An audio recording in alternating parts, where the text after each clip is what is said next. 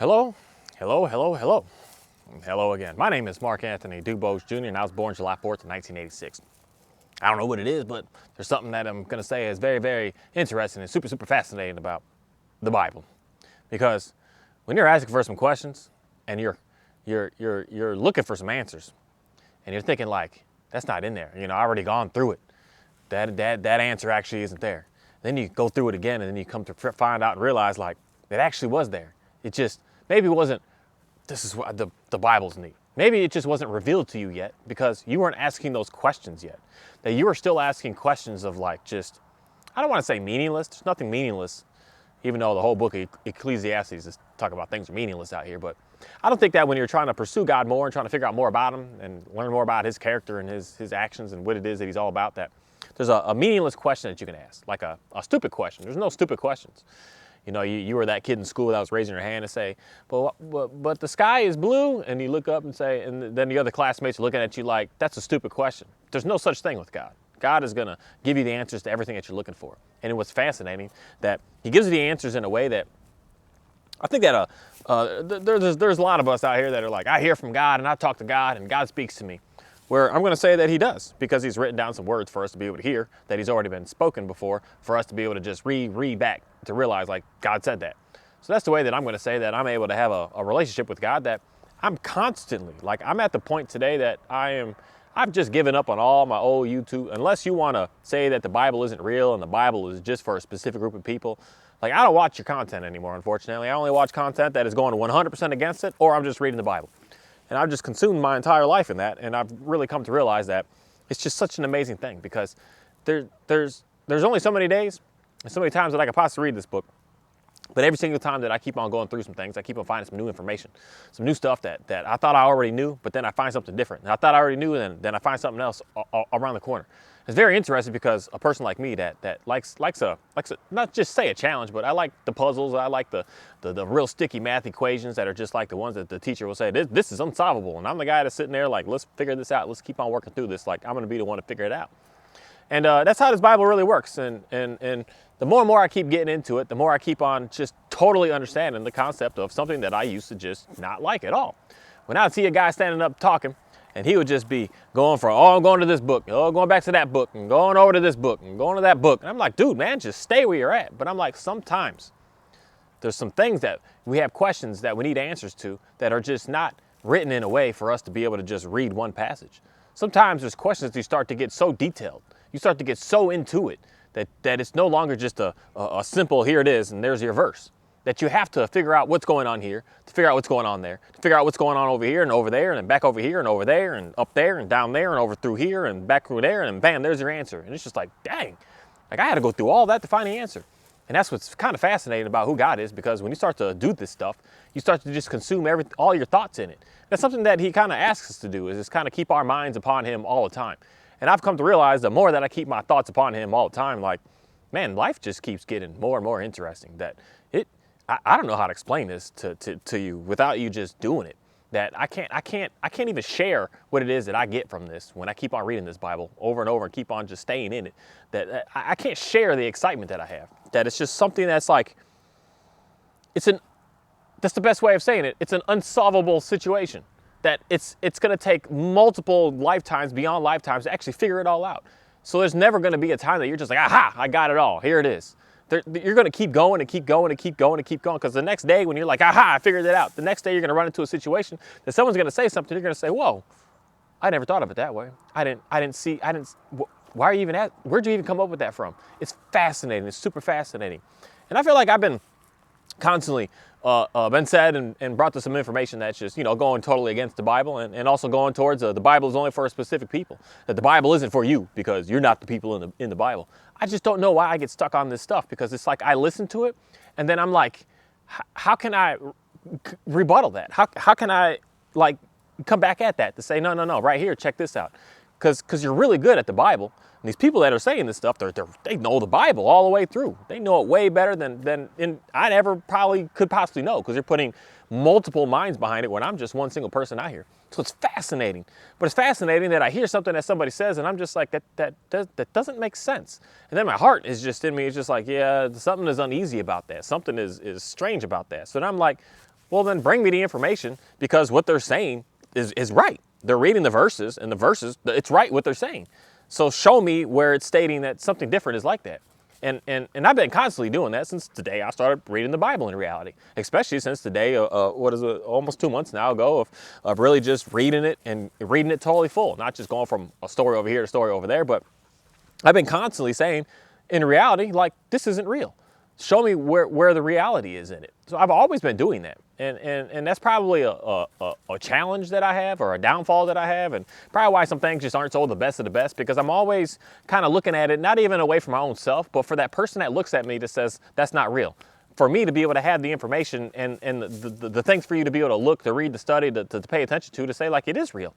Not even just for my own self that I don't believe it, because there's just, unfortunately for me, but fortunately for me, today I can't not believe it. I can't think that this is fake. I can't think that Jesus isn't real. I can't think that the power of the name of Jesus isn't able to do some absolutely amazing things, because something has happened to me that some things I can't put in words. And then just up here recently, just to say last thing that I've been working upon with myself,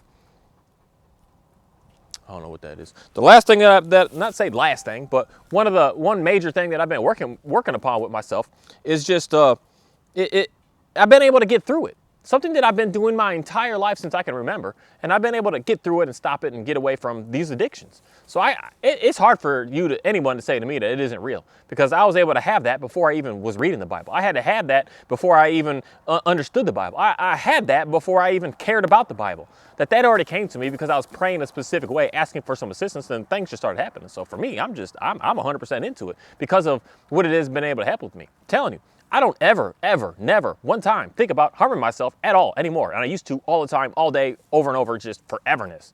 I just couldn't get away from it. But yet now I'm able to just, that's never even an option to me. How did that happen? Where did that come from? Other than the realization that Jesus has been able to do something for me. So something that I've been questioning on the fact of obviously my videos before this, if this book isn't for me, and this book isn't for some people, and this book isn't for this, and the book isn't for that. So I've been putting those questions out there. Not really say believe in it, because I believe personally 100% that this book is for me, and it is for every single person on this planet. I'm just stuck in that I can't be convinced any other way, because every single time I start asking and having those questions, the answers of somewhere else comes to me. And today I just want to talk about something that is very, very interesting, because I hear some things that some people are saying, and it makes sense when you're reading text. It's like, yeah. But I'm telling you, there's something in your heart that's telling you that this isn't right. Something's not right. And sometimes when you're reading something and you're just going by it based on what the world is thinking of it, instead of thinking what the Spirit is trying to tell you, that's where you're going to have that conflict. And I keep having that conflict of the concept that this Bible is not for everybody. And there's a split between peoples, that you're a part of these people and you're wicked and you're this, and you're a part of these people and you're blessed and you're good to go. But then it's like, it's interesting, because something I want to talk about today is the split between Jacob and Esau, where God says at some point later on in life, I was confused, because the way that people are speaking this was speaking it in a way that God said that Esau he hated him just because. But in reality, Esau had to do some things, and he was about some things for God to run into that situation with him. That it's a sticky situation, because he just would keep doing everything that he was telling him not to do. His daddy was explaining to Jacob not to go to these women, and the first thing that this boy does is, I'm rebelling. I'm going straight to those women. Everything he was saying to stay away from, I'm rebelling. I'm going straight over here and going to this. So he's just, man, I gotta say that. He's just an asshole. He's just I know what I'm supposed to do, what's right, but I'm just not going to do it because I just don't want to do it. And that's hard to deal with some people like that, especially when you're trying to be very, very close to being with God and being a representative of God. That you're going to take everything that God is telling you to do and just do the opposite. God's just like, dude, man, I don't know what to do with you. Just get the heck out of here. It's very interesting, because there's some people on this planet that think that the split off is Esau, so the Edomites are like non-Israelites, which is strange, because there's some things that I want to read here. Some things. I don't even know where to start with, which one I want to start with that first. But there's some things I want to read here, and I think I'm going to start right here. And no. Let's go all the way to the book of Genesis. The book of Genesis is fantastic. So we're going to start in the book of Genesis, and of course my sticks aren't big enough. Here it is. So, no. I'm sorry. I was going to say the book of Genesis, but I'd rather start with with Jesus. And Jesus and John. There it is. Jesus and John. John chapter 8 in verse 57. So basically everything that's going on before this is the people's is bring that back. Let's just read it. Jesus claims about himself. So where am I at? John 8, 48th verse. The Jews answered him, aren't we right in saying that you are a Samaritan and demon possessed? So they're talking to Jesus here. I am not possessed by a demon, said Jesus, but I honor my Father and you dishonor me. I am not seeking glory for myself, but there is one who seeks it, and he is the judge. Very truly, I tell you, whoever obeys my word will never see death. At this they exclaimed, now we know that you are demon possessed. Abraham died, and so did the prophets. Yet you say whoever obeys your word will never taste death. Are you greater than our father Abraham? He died, and so did the prophets. Who do you think you are? Jesus replies, if I glorify myself, my glory means nothing. My Father, whom you claim as your God, is the one who glorifies me. Though you do not know him, I know him. If I said I did not, I would be a liar like you. But I do know him and obey his word. Your father Abraham rejoiced at the thought of seeing my day. He saw it and was glad. You are not yet 50 years old, they said to him, and you have seen Abraham? Very truly, I tell you, Jesus answered, before Abraham was born, I am. At this, they picked up stones to stone him, but Jesus hid himself and slipped away from the temple grounds. So Jesus is saying, before Abraham, I am. So Jesus is around, and the concept and the thought and the idea and the knowing what was going to happen was around before Abraham was even born. And you know who Abraham is? Abraham is the father of these two boys I was just talking about, Jacob and Esau. So before Abraham was able to even give birth to Jacob and Esau, he was already in existence. A good way of saying it. So Jesus is here to work for the peoples that he came here to work for, which is the peoples of Abraham. And Abraham is the start of where I can say, and very truly say, that he is the start of every single human being that's on this planet right now. Someone may try to challenge me with that, but I would love to see the proof in that. But it's very interesting because there's Jacob and Esau. And Jacob and Esau, we go down, so we're in Genesis 25th and go down to the 23rd verse. This is when he's talking to his mama. It said, the Lord said to her, 2 nations are in your womb, and 2 peoples from within you will be separated. 1 people will be stronger than the other, and the older will serve the younger. So there will be 2 nations, 2 different nations. So he's making God's making a very, very clear distinction that there will be 2 separate nations on this planet from these 2 guys. So there's some people that Jacob are going to go to that ended up being, say, the better, the nicer, the blessed ones. And then there's the Esau that are the more wicked and damned and damaged. There's 2 separate things going on here. But these 2 separate things came from one thing. And Jesus came from Abraham and before Abraham from one thing. So both of these sides are on the same side under Jesus' command and under Jesus' way of living. And then it's very interesting because then I go to the book of Matthew. And the book of Matthew, that I heard this, and I just had to stop for a second and ask and pray and think and meditate and just do all of that all at the same time. Because I heard this, and it was very, very interesting because we're talking about these 2 nations. So there's a nation that came from Jacob that say there's the Israelites. The nation of Israel came from Jacob's side. And it doesn't really 100% say the nation of Esau. But we're just, in reality, we don't want to assume, but everyone else that's not the Israelites are going on Esau's side. So these are 2 separate nations, 2 different nations here. A nation over there and a nation over there. And the nation that's mostly talked about after Esau and Jacob pass away are the Israelites. And everything before them, in reality, is we're talking a lot about the Israelites, about that nation. This book goes into great detail about one specific nation, even though here we're talking about 2 different nations. And knowing that there's two different things going on here. But then in the book of Matthew, it's very interesting because at the end of the book of Matthew, in the 28th chapter, Let me obey command. Let me just read this whole thing at 16. 16, then the 11 disciples went to Galilee. So there was only 11 disciples at the end because one of them harmed himself because he just couldn't deal with the betrayal. Even though this guy saw this dude feed 5,000 people plus women and children, feed another 4,000 people plus women and children. He saw him just calm the waters down when it was just going crazy. He saw him even just kill a tree. He stood and said, I'm gone with you. And the tree withered away and died from this man's name. Even though this man saw Jesus just heal people, bring people back from dead. They were dead. They were just laying there, it was dead. And then Jesus would come, lay hands, bring them up, feed them. He hungry. Even though he looked dead, he good to go. Feed him, he hungry. He would heal all these people. This dude thought that collecting, 30 pieces of silver was worthy enough to be able to just give up on Jesus, not knowing that Jesus was giving him unlimited abundance. And this dude would sell him out for such a weekend's worth of pay. I don't know, it's so fascinating because, man, I see people like that today that you challenge so much the people that are here to help you.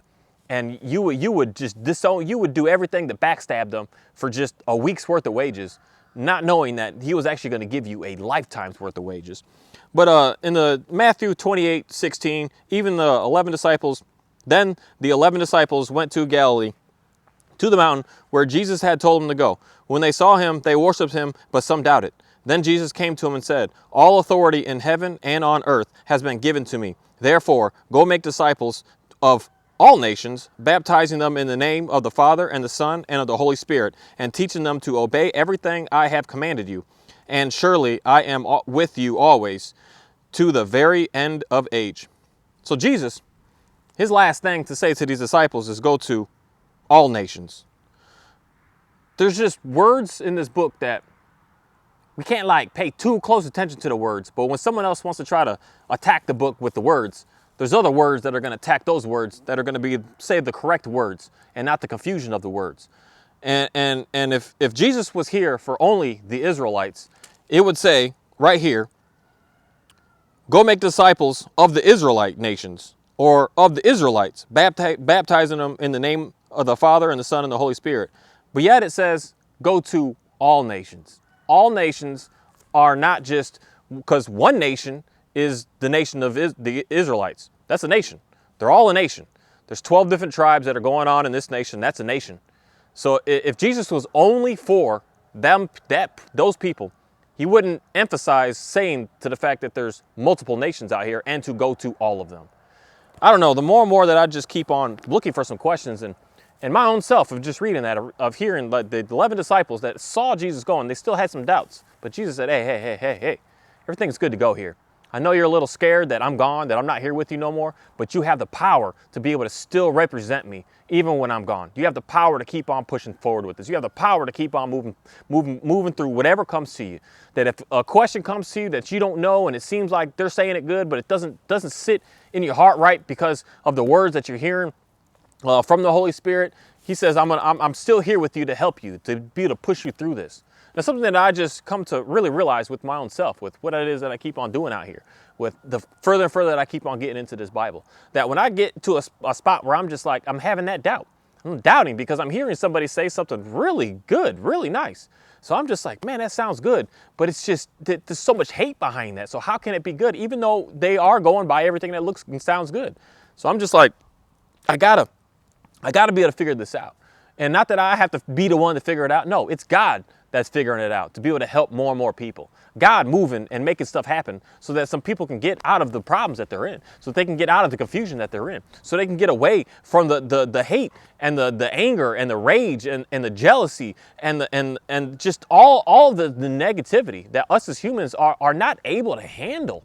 It's just something that, like, I don't know what it is, but especially when I keep on working with more and more dogs, and I'll say praise God and thank God for allowing me to continue to keep on doing such a thing and bringing such nice things for me to be able to work on. And the more and more I keep seeing them, the more and more I just keep on realizing that these animals, when they're in this rage, when they're in this frustration, when they're in this hate, when they're in all these things, they are just an extreme hot mess.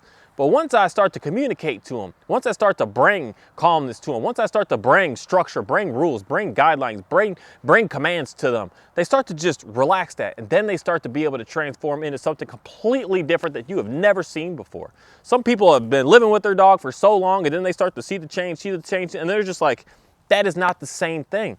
And that's the same thing that can happen to us as human beings. That we're sitting out here living in such hate, such frustration, such rage. You're going mad, you're going insane. You're not getting any rest. You're struggling. You're running in circles. And there's one thing that I do know 100% fact with these animals that I'm pretty sure is the same with humans is when these dogs are in this rampage mode, they're not getting rest. When they're not getting rest, they start becoming delusional. You can see it in them where they're not even there. They're just barking and they don't even know what they're doing. They're just doing it. It's just like coming out of them. It's just maddening. They don't know how to let it go. They don't know how to stop it. It's because they're delusional, because they're so tired.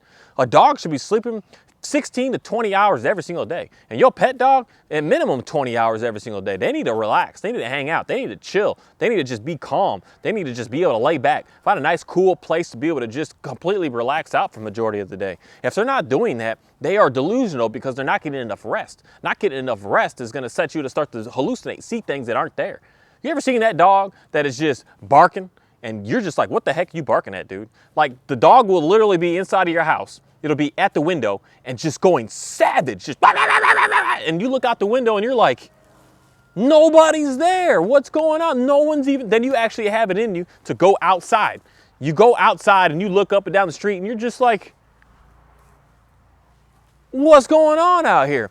And it's the dog is so stressed out, it's not sleeping, it's becoming delusional, and it's hallucinating things. It's seeing stuff that's not even actually there, and it's freaking out because it's like, oh my God, and they can never get rid of it because it's not real, it's not even there.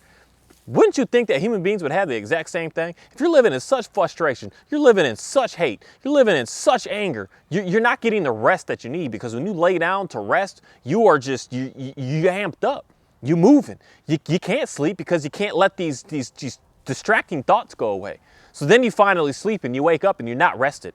And then you're not rested and you keep doing that day after day, week after week, month after month. Some people year after year, some people decade after decade, you've been living like this.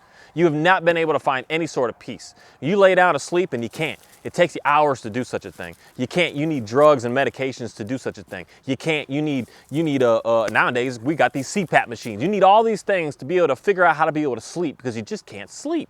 You're hurting so much, you're destroyed inside so much, you're so anxious, you're so depressed, you're so enraged, you got so much fear that you just can't rest. And when you can't do that and you don't get the rest, you're gonna start to see some things, hear some things, be about some things that are not real, that are not true. And then you're gonna try to find everything possible to try to fit the narrative of where you are, to get everyone else to be the same as you, to see your reality when other people are looking at you like, dude, what are you freaking out about? There's nothing out here. There's nothing going on. There's nothing happening. And that's what I see with a group of people on this planet that think that another group of people, because a different race, where God still never talks about no race in this book. He talks about nations. And a different race that you're just like, oh, they're out to get me. So you're always on the lookout. Everywhere you go, every scenario you are in, you are always looking out to, oh, that person didn't hold the door for me because I'm black. That person dropped my money because I'm black. That cop pulled me over because I'm black. That person didn't hire me because I'm black. That person didn't give me the loan for that car because I'm black. You start to look for every little thing. Oh, that person looked at me like that inside of that store because I'm black. They think I'm gonna steal something. You start to look at the whole world like that. And when you're looking at the whole world like that, you are in such a high level of frustration. For one, I know for a fact you're in frustration. You're in such a high level of anger because you're just like, leave me alone. I just want to walk. Why are these people always just trying to get at me, trying to damage me, trying to hurt me, trying to destroy me? As opposed to just not realizing that, no, they're not actually doing that. You are in a delusion that somebody is doing that. And I'm going to still today 100% and even more firmly state that today, more than 100%. And even before, ever since my freshman year of high school, I can just guarantee that I've seen things that I'm just like, that shouldn't have happened, but it happened because it matters of what your character is all about, who you are and what you're capable of doing and doing what you say you're going to do. That's where you're going to find the access that you're looking for. And the only way that you're going to be able to find, the only way, I'm staying in this, the only way you're going to be able to find that, you're going to find the character of being a person that does what they say is having an understanding of knowing who God is and what Jesus is all about.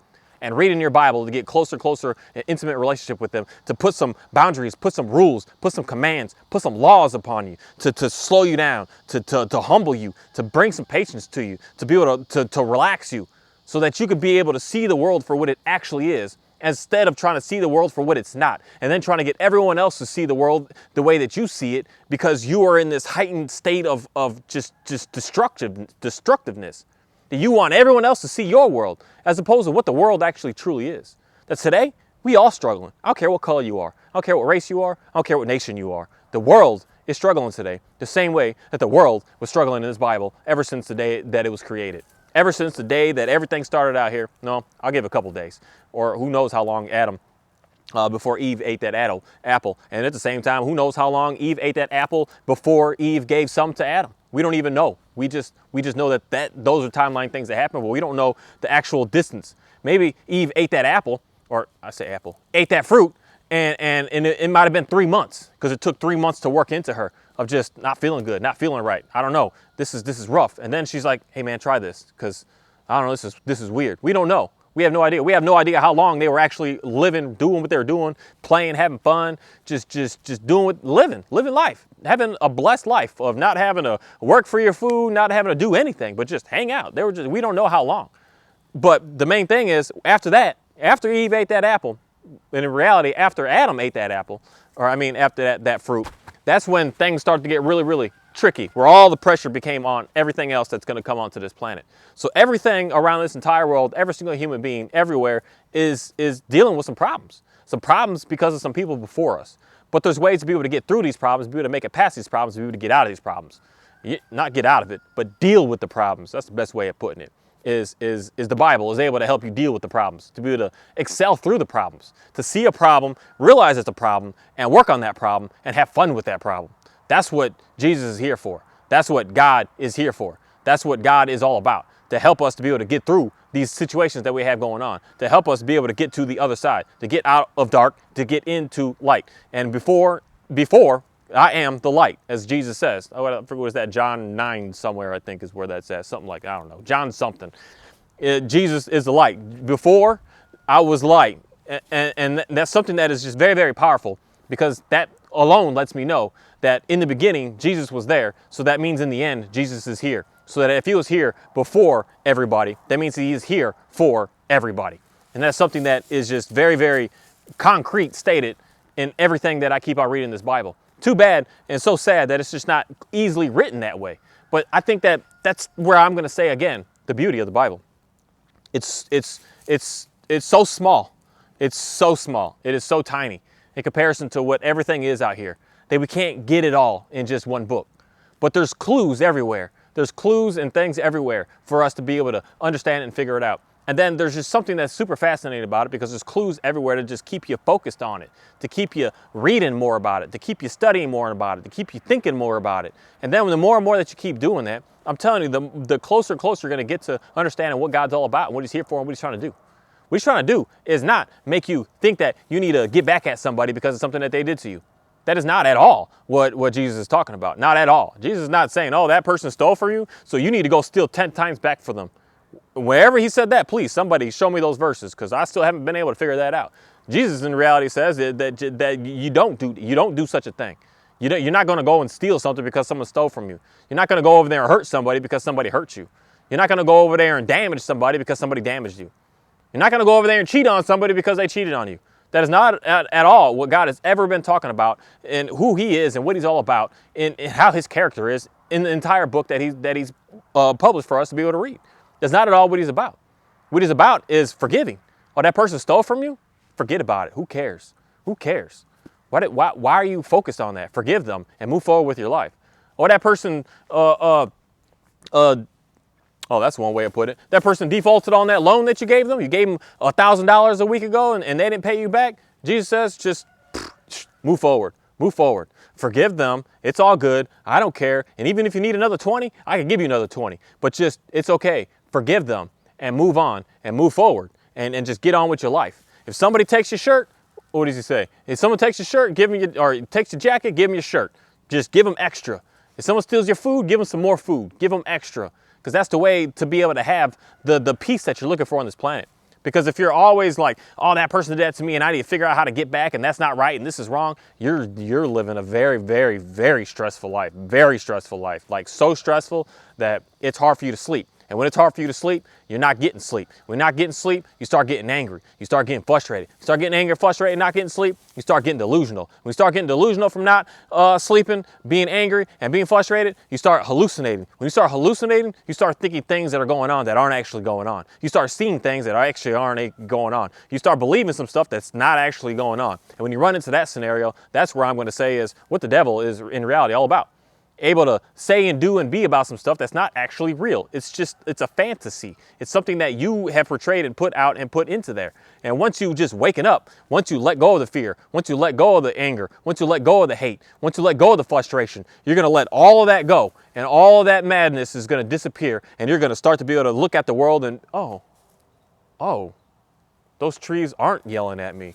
Oh, that dog isn't getting back at me. I used to think that so much, that my dogs had like a extra thought behind them, that they would do something like, you did that on purpose. You purposely did that to me to just make me mad. I used to look at my dogs that way. Like, I don't know, I was crazy because I wasn't getting sleep. I was frustrated. I was angry. I was living with hate. I was living with all these things. And I would see things that just weren't actually real. And now when I see them do those same things today, when I got out of that, I'm just like, oh, what's up, man? We're good. Everything's fine here. Like, there's nothing to worry about. It's such an interesting thing. And it's such an interesting thing because there's something that I do know for a 100% fact, that this Bible is for every single person.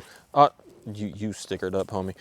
This Bible is for every single person on this planet. Every single person it can be able to benefit from it. Every single person can learn from it. Every single person can get out of any situation that is just harming you and keeping you slow from being able to figure out who you are and what you're all about. This Bible is for every single person to be able to just really be able to excel at being able to live. You're going to have problems. Things are going to be challenging. Things are going to suck. Things are just going to be hard. But that's just what it is based on stuff outside of our control. That's just, it happened before we were here and we're here now. And we have instruction and information to figure out how to be able to make sure that we can stay away and stay out of a lot of the chaos that we were in. Hey, Johnny, get down. To get out of the chaos that we're in. And it's such an amazing thing when I could just the same working with these animals, with these dogs out here. The more and more structure that I put into their life, the more and more that I put more rules and more commands and more laws upon them, the more and more they just sleep. They hang out. I'm working with a puppy right now that she's super hyper and just wants to run and wants to go and is just wild. The more and more I put a structured walk in on her, I just say, you're walking like this and this is what I'm looking for from you, and that is just what it is. The more rules that I put on, when you get out of that crate, you're not just bolting and running out. You're sitting in and you're gonna look pretty.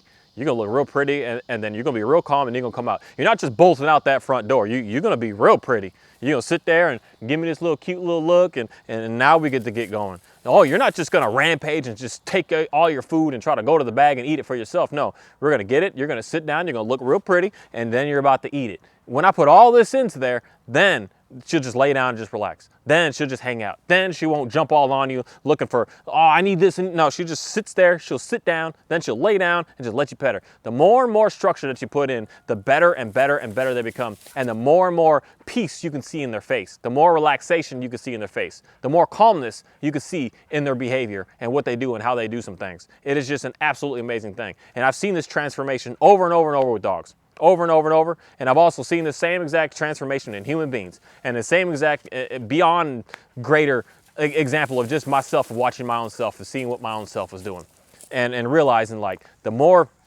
that all these commands and all these laws and all these things that God is, someone will say, oh, it's just too much. Why God is this, and I shouldn't have to pay attention to that. I should just only need Jesus, and that should just be good enough. And I'm going to say that there's a reason for everything. There's a reason for every little thing for what it is that we need to do. If you're out there just living free, going all wild, I'm telling you, you are not living the fun life that you think that you want. And I see this all the time in animals. You're not living the fun life that you think that you want. You are living a chaotic chaos, don't know what's next, don't know where to go, don't know who you are, don't know how to show any sort of respect, don't know how to even give respect. You're just living madness.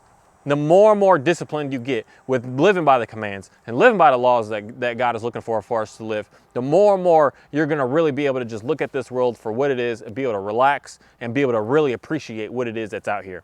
And being able to be out here is an absolute blessing. It's an absolute amazing thing. It's an absolutely just glorious thing to be able to be a part of. And it's something that I would want more and more people to see that aspect of it, as opposed to feeling the aspect of, oh, I just want to get out of here. God, Jesus, just come back so I could get out of here. Like, when Jesus talks about this wide and this narrow path, if your mindset is that wide of thinking, I want to just get out of here, I need to get out of here, instead of worrying about dialing in on the commands and dialing in on your laws and dialing in on your behavior and dialing in on things that you need to pay attention to, the more and more that you're going towards that wide gate that Jesus just doesn't know who you are. He doesn't know who you are.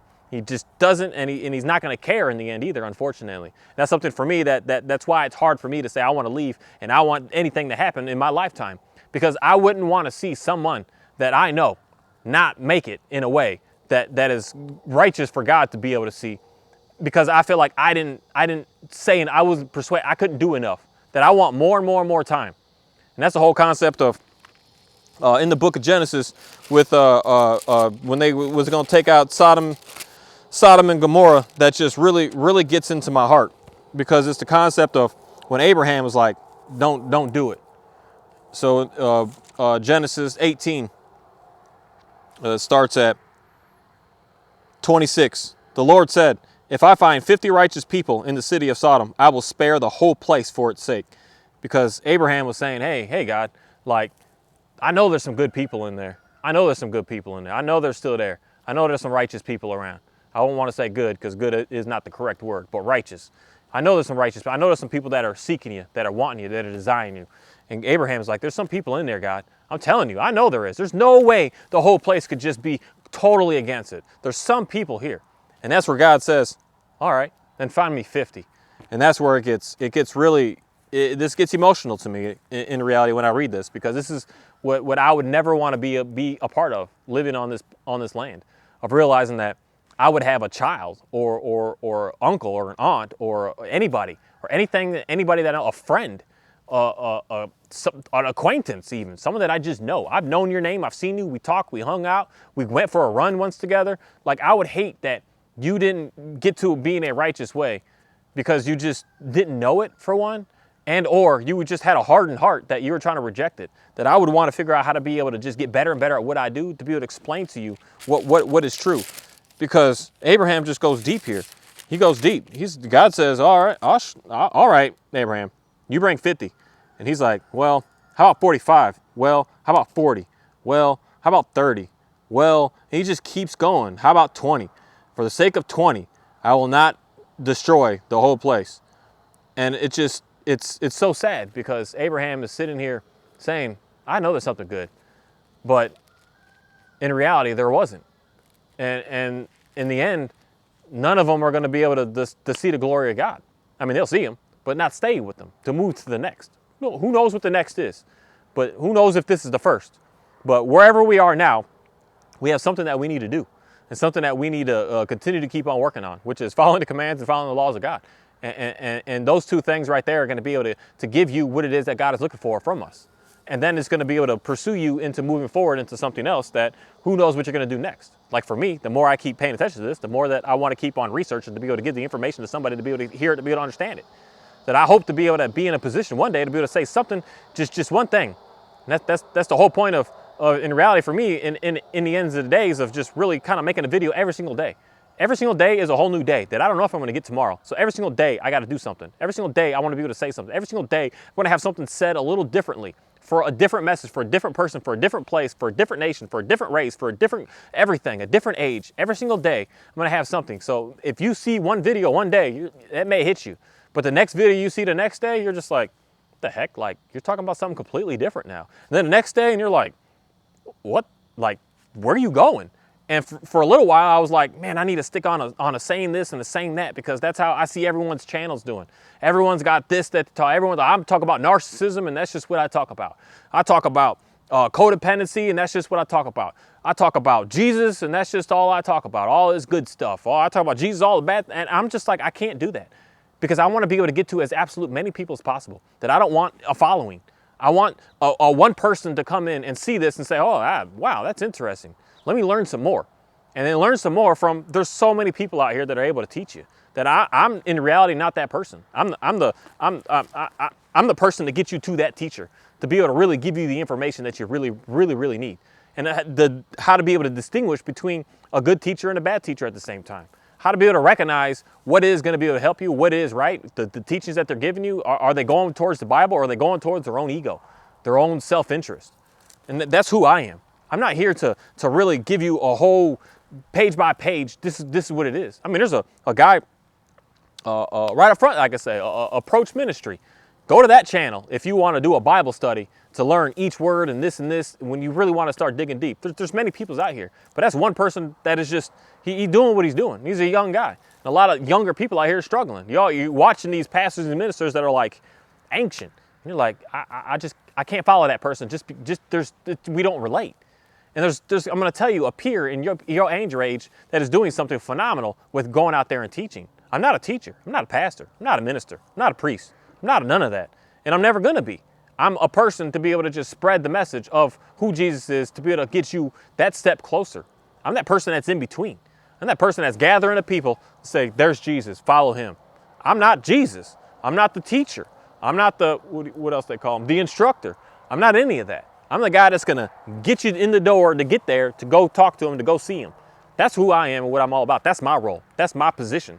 That's why I'm always going to have something a little different to talk about every single day. My videos are not going to be for you every single day. It's going to be something different. One day I'm going to talk about some narcissist problems. One day I'm going to talk about some internal personal problems. One day I'm going to talk about why God is challenging and why he hides himself from us. One day I'm going to talk about why he's all out there for you to be able to see. Everything is just going to keep changing because I want to be able to get to every single person that is even personal to me that I know. Because I don't want you to be a part of this situation here that Abraham is pleading to God, saying, hey, 50. Who knows how many people are there, but it's over 100,000 people here. We're not talking about just a small group. There's over 100,000 people here, pretty sure. I hate assuming some things, but that's usually what it is. And for him to take out 100,000 people, and for Abraham to say there's just 50, then he's like, whoa, let me back that up. I might have made myself too proud that he brings it down. He's like, just 20, man? I bet Abraham would have even gone to the point of 1, and God still would have said, find me 1, and I won't do it. And then he's like, oh, okay, well, there's Lot. And he's like, oh, you tricked me there. You're a little trickery. I don't know if we could trick God like that, but I would try to do such a thing. I'd say, God, if there's one person that believes, don't do it. And I'd say, hey, I'm that one. And I'd say, see, now you can't do it, because I don't want the end to happen. I want more and more people to be able to get closer to God, to be able to understand Jesus. And then he can come do what he's got to do. But until then, I can see everyone around that's just on the right mission. I don't want them to come back. And that's my main mission, my main message, my main everything out here, is I'm not ready for Jesus to come, because I still haven't been able to speak to everyone to be able to get them on the right path. And if you hear what I'm saying and you just reject it, cool, I can't do nothing for you at that time. But yet still something inside of my heart is saying, I still want to figure out how to be able to get you. I don't care if you reject me. I don't care if you hate me. I don't care if you everything negative towards me. I still want to figure out how to be able to get you, because I do not want to see you run in an unrighteous way, in an unrighteous life. I don't want to see that. I want to see you go to the glory of God. Hey, Oreo, you getting far away. Get down. I don't want to see that happen to anybody. Anybody. I don't care if you hurt me. I don't care if I hurt you even. I don't care any of that. I want to see you get to the point of just being able to have a righteous life, being able to find that peace that you need, being able to get out of the hate, being able to get away from frustration and anger and all those issues, jealousy. Those are things right there that are just so challenging to us as human beings, especially some jealousy. I've dealt with some excessive amount of jealousy in my life. Not even me, but people put on to portray to me. Oh, why are you over there doing that? Why are you doing that? And it's so toxic. It's so draining. It's so it destroys everything about you. Because in your mind, you're always like, oh, that person this, and oh, that person might be this, and they might be that. You're not thinking clearly. You're hallucinating things. You're seeing stuff that isn't even there. You're seeing and hearing and believing things that didn't even go down. I've lived this life. I know it 100%. I'll look at someone and say, oh, that's what you're thinking of me, without even knowing the person. They don't even know me. So how would they know something that intimate and deep about me, but they don't even know me? That's how you get so delusional, because you're living in such agony, because you're trying to do everything you can to get away from what God is looking for from us, by living by his commands and living by his laws. The more and more that you do that, I'm telling you, the more that all that's going to disappear out of your life. All these demons are going to get out and disappear from your life. All the drama is going to disappear. All the just negativity that just seems to always want to come to you is going to go away. All the problems that you think that someone is doing something so that you can't get or can't have or can't be have an opportunity to, you're going to realize that that was all fake, that those people were actually trying to help you. Those people that you thought were trying to hurt you, they're trying to destroy you, they're trying to slow you down, they were actually trying to help you.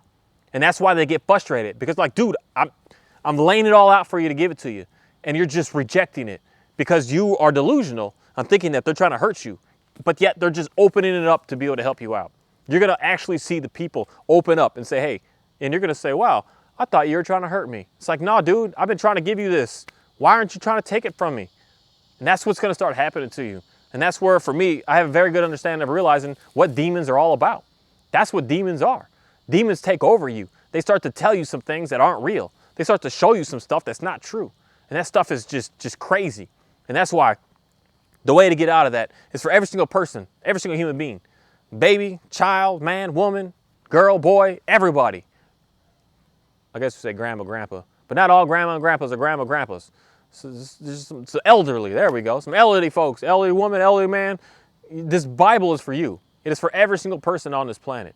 It's for everyone to be able to get some information to be able to realize that Jesus is here for you. Jesus was here before humans were here.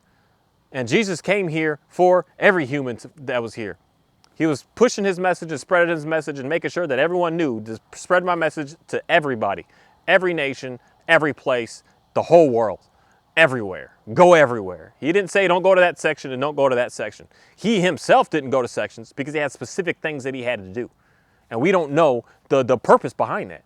But we know the purpose behind his death was to be able to come here for every single person on the world, in every nation, in every place, in every area, for every cave, every mountain, everyone everywhere. And that's such an amazing thing, because the things that have been able to help me and transform me in my life, to be able to get me to be able to just see more clear, can happen to you, can happen to anybody, can get you away from what you're struggling with.